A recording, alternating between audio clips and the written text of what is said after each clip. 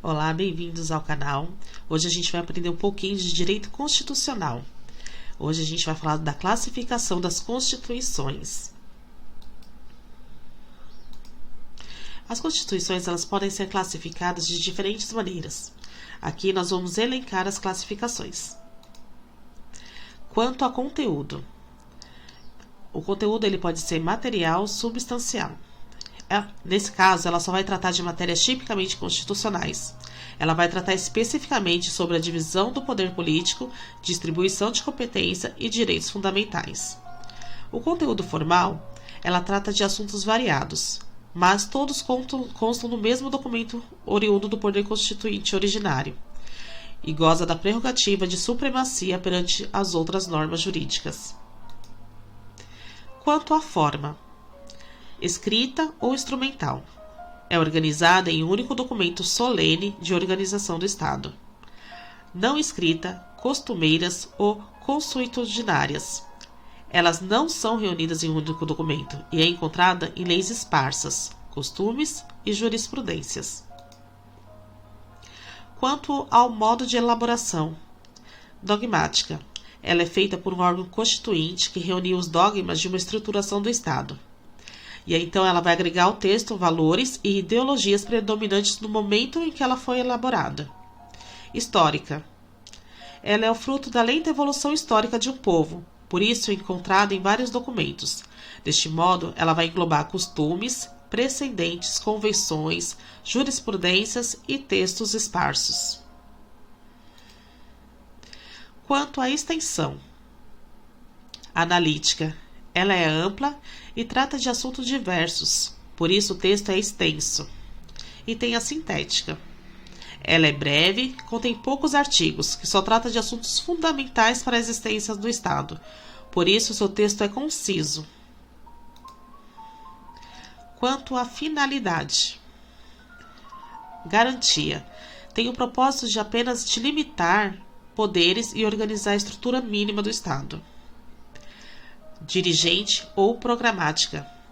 Além de estruturar o Estado, tem a finalidade de dirigi-lo acerca de vários assuntos. Ele cria programas vinculantes para o legislador ordinário. Finalidade de balanço. Ela tem a função de tempos em tempos, fazer uma verificação com a realidade social e firmá-la na Constituição, ou fazer uma nova Constituição. Quanto à origem, ela pode ser outorgada, que é elaborada sem a participação popular. Ela é imposta ao povo por quem detém o poder. Ela pode ser promulgada, democrática ou popular. Ela é feita por representantes do povo que compõem uma Assembleia Nacional Constituinte. Ela pode ser cesarista, que é formada por plebiscito popular sobre um projeto já elaborado por um imperador ou um ditador. A participação popular, neste caso, não é democrática, vai visar apenas ratificar a vontade de quem tem o poder naquela época. Pactuada ou dualista. Nesse caso, ela vai ser um fruto de acordo entre duas ou mais forças políticas. Quanto à estabilidade. Ela pode ser imutável, granítica, intocável ou pétrea. Nesse caso, ela não vai admitir nenhuma modificação ao seu texto. Essa denominação ela foi criada por Hans Kelsen. Ela pode ser rígida. Somente pode ser alterada por meio de processo legislativo mais rigoroso do que o da lei. Ela pode ser flexível ou plástica. Neste caso, ela não precisa de nenhum processo especial e é atualizada da mesma forma de uma lei comum. Ela pode ser semi-rígida ou semi-flexível. Uma parte do texto vai exigir um processo de alteração mais rigoroso que o destinado às outras leis comuns. E a outra parte do texto, pode ser alterada da mesma maneira das leis. Ela pode ser uma Constituição transitoriamente flexível. Nesse caso, ela pode ser alterada por um procedimento ordinário durante um determinado período. Após isso, a norma constitucional passa a ser rígida. E ela também pode ser uma Constituição relativamente pétrea ou super rígida. Esta, além de exigir um quórum diferenciado para sua modificação, é, em alguns pontos, imutável. Alguns juristas que seguem esta opção propõem que seria o caso da Constituição brasileira, em razão do artigo 60 do parágrafo 4º. Quanto à correspondência com a realidade ontológica, ela pode ser semântica, que não tem valor jurídico, é apenas um instrumento de legitimação do poder. Portanto, ela não tem por fim regular a vida política do Estado. Ela vai buscar somente formalizar e manter o poder político vigente. Ela pode ser nominal. Embora tenha um valor jurídico, ainda não apresenta uma completa correspondência com a realidade, pois estão em descompasso com a realidade política. Ela também pode ser normativa, legitimamente criada e guarda correspondência com a realidade. Quanto à ideologia dogmática, ela pode ser ortodoxa, que ela vai admitir apenas uma ideologia, ou ela pode ser eclética, ou chamada de heterodoxa. Nesse caso, ela vai admitir diferentes ideologias conciliatórias. Quanto à origem da decretação, ela pode ser autoconstituição, autônoma ou homoconstituição. Neste caso, ela é produzida por um órgão constituinte do próprio Estado. Ou pode ser a heteroconstituição ou heteronoma. Nesse caso, ela é decretada fora do Estado, a partir de uma atuação de um órgão internacional ou de um órgão constituinte de outro Estado. Quanto ao objeto, o objeto ele pode ser liberal ou negativa. Nesse caso, ela é pautada na liberdade individual e na intervenção mínima do Estado. E o objeto também pode ser um objeto social ou positiva. Nesse caso, ela é pautada na igualdade e na obrigatoriedade da intervenção do Estado, de forma positiva, implementando direitos sociais e de ordem econômica em favor dos hipossuficientes. Quanto ao sistema, principiológica.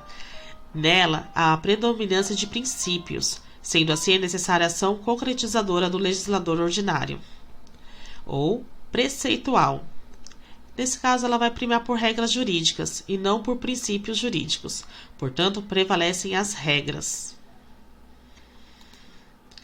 Quanto à sistemática, que é o critério sistemático, seria uma constituição reduzida, unitária ou codificada. Neste caso, materializam-se em um único documento e um único código básico e sistemático. Constituição variada ou legal. As normas constitucionais são distribuídas por vários textos e documentos esparsos, sendo o texto constitucional formado por diversas leis constitucionais. Agora a gente vai falar um pouquinho da Constituição Brasileira de 1988. Vamos classificar ela agora. Então, de forma simplificada, a gente pode dizer que a nossa Constituição Federal de 1988, ela é promulgada, ela é formal, ela é analítica, ela é dogmática, rígida, escrita, social, democrática, dirigente, principiológica, eclética, normativa, unitária e autônoma. Vamos falar um pouquinho de cada classificação da Constituição de 88. Letra A, formal. Porque o conteúdo da nossa Constituição tem um conteúdo de uma forma. O processo ela vai abranger todas as normas jurídicas. Escrita, pois ela se encontra no único texto escrito. Ela é dogmática, pois é escrita e materializa-se em princípios, valores, ideologias e fundamentos do Estado. Ela é social, pois não se limita a tão somente exigir uma conduta negativa do Estado, mas a partir do neoconstitucionalismo exige também uma conduta positiva, garantidora de direitos fundamentais. Ela é rígida, pois o processo de alteração é mais solene, formal e complexo, tornando-o mais rigoroso. Ela é promulgada, devido à participação democrática da população juntamente com a Assembleia Constituinte, para elaborar a Constituição Federal de 88. Ela é principiológica, pois elege princípios que norteiam o sistema jurídico. Ela é dirigente, pois, além de delimitar os poderes do Estado, ela estabelece um plano de metas e programas a serem atingidos pelos chamados normas programáticas. Ela é analítica, pois é extensa e trata de vários assuntos e aspectos, até mesmo de normas que não são materialmente constitucionais. Ela é eclética, pois é formada por mais de uma ideologia: liberalismo, capitalismo e socialismo. Ela é normativa, pois se encontra alinhada com a realidade política e corresponde ao contexto constitucional. Ela é unitária, pois as normas constitucionais materializam-se em um único documento. E ela é autônoma, pois ela foi elaborada por órgãos próprios do Estado, que irão organizá-la e administrá-la. Aqui ficam as referências bibliográficas, que é Moraes Alexandre de Direito Constitucional, 34ª edição, São Paulo, Atlas de 2018. Tavares Ramos, cursos de Direito Constitucional, de 18ª edição, São Paulo, Saraiva, Educação 2020. E Silva José Afonso da cursos de Direito Constitucional Positivo, 25ª edição, São Paulo, Malheiros Editores de 2005.